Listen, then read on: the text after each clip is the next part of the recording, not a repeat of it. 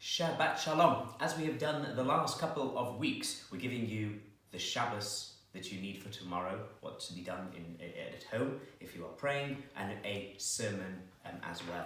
And as ever, you can fast forward, go and listen to the joke as many times as you want.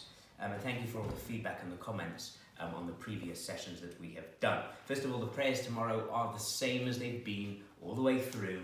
Shacharit, Musaf, Kabbalat Shabbat and Mincha, as you would pray in Shul, just without the Baruch Hu, without the Kaddish, and without the Torah being taken out. This week we begin the third book of the Torah, Shabbat Vayikra. This speaks about the sacrifices of different events. If a person wants to sponsor something, if a person's behaved the way they shouldn't, the sacrifices begin in Parashat Vayikra. The Haftorah from Isaiah speaks about God admonishing the Jewish people for not taking the sacrifices seriously and their offerings. The other announcements for this week: Shabbat begins at 6:12 p.m. and ends at 7:22 p.m. We will have a Ruach Kabbalat Shabbat online with a Zoom link as we did last week at 5:30. There will be a Havdalah at 7:30 tomorrow. All these links are posted on the website, and there is community events and virtual classes throughout the week. Please do participate. We have Sunday morning to fill in with dads and lads. Monday we have a mock Seder. Tuesday there is a cookery class, and there's shiurim throughout the week and classes and presentation from all of the rabbinic team. So please do participate and join at any of them. Mazel tov to the Binstocks, to Diane and Rachel Binstock on the birth of 2 grandchildren, to the Chalk family and to Rabbi Yossi and Abigail Binstock as well. Mazel tov to the Wiggaders on the engagement of their daughter Clarissa, to Benjamin, and Mazel tov to all those that are celebrating and have had simchas this week's and births. And for our drasha, for our sermon. So there was a young man, Jaime, who was really failed in business and everything that he was doing. Everything that he attempted to failed, and eventually he lost everything, including his home. So he had to move in with his sister Sarah and her husband Moshe. He moves in and he says, "Oh, I'll only be here for a short time." They say, "No problem," and he bunks up on the couch. But the weeks become months very quickly, and he has no sign of moving. One day, Moshe says to Sarah, "Sarah, your brother's over-welcoming you. Stay here a little bit. He's still on the couch now for months." She says, "I know, you're right. I was thinking the same thing." He says, "Well, we've got to come up with a plan. We've got to evict him." Sarah says, "I have a fantastic idea. This Shabbat, I'm going to make the soup, and when I bring it out, you tell me it's not good. And then we'll have an whole argument. You'll say it is, I say it is good, you say it isn't good, backwards and forwards and backwards and forwards. Then I'll say to Jaime, whose side are you on? And whichever one he follows, the other one says, leave arois." So it comes Friday night, plan is prepared, they have the fish course after the Kiddush, bring out the soup. Moshe takes one spoonful, he says, "Sarah, what's up with the soup?" She says, "What do you mean, what's up with the soup? It's the same soup I do every." He says, "No, this is horrible, taste it." And so ensues the battle. It's good, it's not good, and they're fighting and shouting and screaming. Finally, Sarah turns to Jaime and says, "Jaime, what do you think? Is the soup good or not good?" Jaime takes a spoon out of his mouth, he looks up at Moshe and then Sarah, and he says, "Listen, I have to live here a little bit longer. I don't think I can take a side." Well, there's the joke. But we have been bunking up together, and we are in isolation, and we've had to reassess how we find our space, our boundaries, and getting along with each other. But I found that there are 3 types of people during this time within the community and at large. There are those that are just having to be isolated because that is the rule of the lockdown. You have to stay home. But they're okay, and they're bored and trying to stay entertained. Second group are people that are in the same situation, but unfortunately, they also are not feeling great. They have the virus. The symptoms aren't so terrible, they're able to stay home, but they aren't feeling great. And then the third type are people who the virus have hit horrifically to the fact that they need to go to the hospital, and unfortunately, even some have passed away. And each one of those individuals need to hear something different at this time.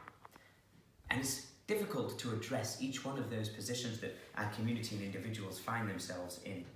But I'm reminded of the story in the Talmud brachot of Rabbi Akiva. He was known that when anything didn't go the way he had anticipated, the way he wanted and hoped for, he would say, Kol man da'avid rachmana, all that God does, letavavid, he does it for the good. And the Talmud goes on to tell us a tale when Rabbi Akiva had with him a rooster, a chicken and his candle, and he was travelling on a journey. And he came to a particular town and hoping to find a place to sleep, nobody would take him in. One after the next, he all said, sorry, we don't host guests here. He had nowhere to go, so he went out and camped in the woods. And as he's just about to get into his tent and settle down, he's got his candle to study with, and he's put his rooster down that wakes him up in the morning, and his donkey to carry his wares, put them all settled. Suddenly a lion comes out of nowhere, rips away his donkey. And he says, Kol man David Rachmana letavavid, whatever happens, God does for the good. Minutes later, out comes a fiery fist, and the cat takes away the rooster, and then it comes a wind and blows out his candle. With nothing else to do, Rabbi Akiva says, Kol man David Rachmana letavavid, and he goes to bed. He wakes up in the morning and he leaves towards the city, and he sees carnage all over the place. Bandits had arrived and literally ripped apart the town where he wanted to stay. And he realized that indeed, had his rooster made noise, or his donkey neighed, or the candle shown where he was, he too may have come under attack. Now, it didn't change the reality that the people in the village were attacked and went through a terrible situation. But Rabbi Akiva still had to look at his own home, his own tent, his own surrounding, and make his own accountability and what was going on and what it meant in a deeper, significant way. This week with Parashah, the portion is called Vayikra, El Moshe. God calls two Moses. The word Vayikra, Vav Yud Kuf Resh Aleph, the Hebrew letters, has a strange phenomena in the Torah. The Aleph is slightly smaller than it is in the rest of the words. And the sages note that there is another calling that God does in a similar way to another prophet, but a pagan prophet, and that is to Bilam, who was the prophet that cursed the Jewish, or attempted to curse the Jewish people. There's no Aleph at all. So it actually just says Vayikar, and God happened to meet, chanced a connection with the prophet Bilam. What's the difference between Vayikra being called and Vayikar being chanced upon? I think it's very much the situations we find ourselves in today. If we believe that everything God does is for the good, and if we believe that God is involved in every area of the world around us, to simply suggest that this virus was there for a bigger scheme change of things, which it might well have been, is okay. But you're still not believing that God has a connection to every element of his kingdom. And that includes you and me and our friends and our family and everybody else in isolation at home. So the biggest scheme may have a plan, but God also has a plan for us in the situation that we find ourselves in as well. So Vayikar, we can either look at it as a happenstance that we're just stuck in, bored, randomness, trying to make meaning out of it, or we can say Vayikra, there is a calling. Why am I at home now? Have I been good all the time to my kids? Or could I be better to them? And now there's no escaping from that. Has one been good to their spouse, to their siblings, to their parents? Where is it in your home that needs doing for those that are on their own? What is it in life that you focus on outside that perhaps now you need to do an internal focus of what you want to do?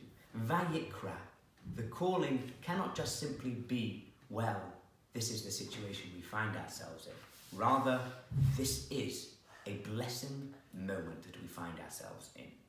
We might not see it, certainly those that are in the category 3 that I mentioned before, but we must look to bring meaning and joy and happiness in every situation that we find ourselves in as calling for God, because he cares and loves and interacts with every part of our lives. Shabbat Shalom.